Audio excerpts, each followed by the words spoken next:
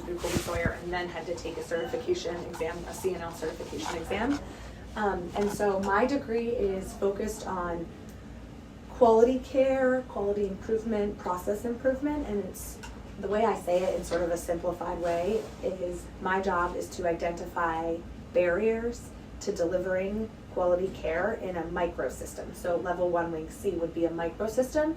So not only does that involve the patients, but it involves the people who work there, the processes that occur there, and sort of all the little intricacies that happen in terms of delivering quality care.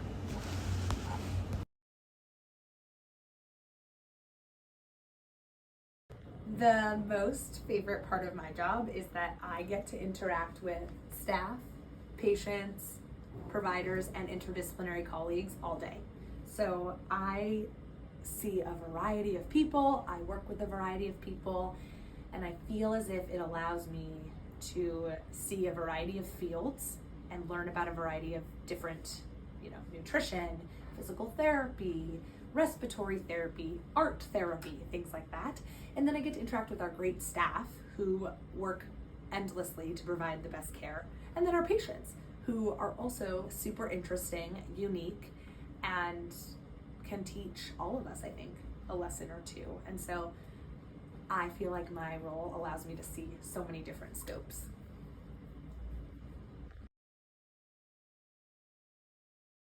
One of my biggest accomplishments in this role has been a few of our complex patient discharges. And so I say that because at the beginning of the patient's stay, I was extremely overwhelmed, and I'm by no means saying that I take credit for their discharge, because as we all know, there's so many people involved and coordinating and participating.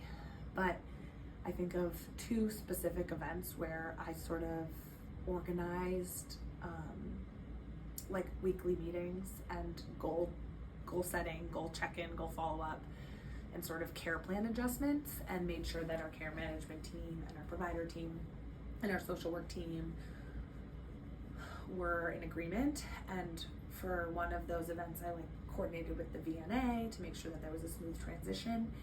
And again, could anyone have done that? Yeah. And should I probably do that for a lot of events or a lot of patients? Probably. Do I have the ability and time to do so? No. But it did feel really good to know that this patient was set up for success, or the best situation they could be at discharge, because of all of the coordination and planning that I had led. Again, that is not to take away from the work that everyone else did and continues to do with all of these complex patients, but I think that, before I really got involved, it was sort of one step forward, two steps back situation. And so with a consistent presence, we were able to sort of stay on a path moving forward. I think the other thing is, back to my original comment, a few questions ago, where I had said that the system sometimes feels so big that things take a long time to move forward and be implemented. It is very satisfying on the microsystem level 1WC staff and patients, to be able to impact care like that, right? Because we often see how insurance barriers or system constraints are huge factors, but being able to feel the direct impact of your time and your energy and your effort is really rewarding.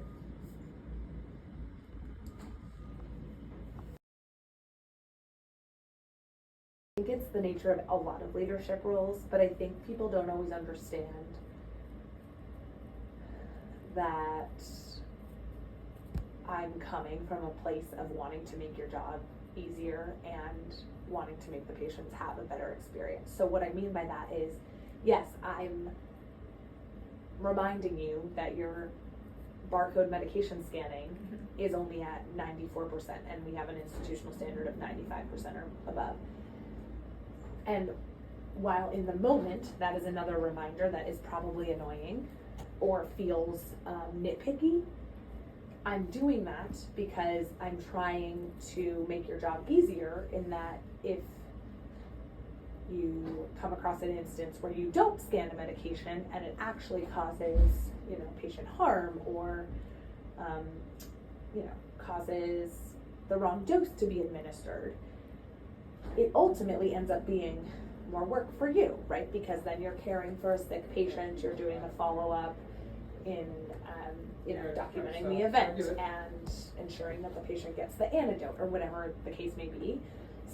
In a leadership role, by default, right, you end up being the one who delivers information that not everybody wants to hear or feels like is the most important at that time. And so I sometimes, have to remind myself that, that I'm here to do what my job entails, but also uphold the standards for you all and the patients. I think people also don't know that I used to work on the floor and I do still pick up, and I do that on purpose so that I know when I'm sharing these things and advocating for things that I can assure myself and others that I do know what it's really like. So I try to ensure that what I'm asking isn't unreasonable or burdensome or without at least context behind it.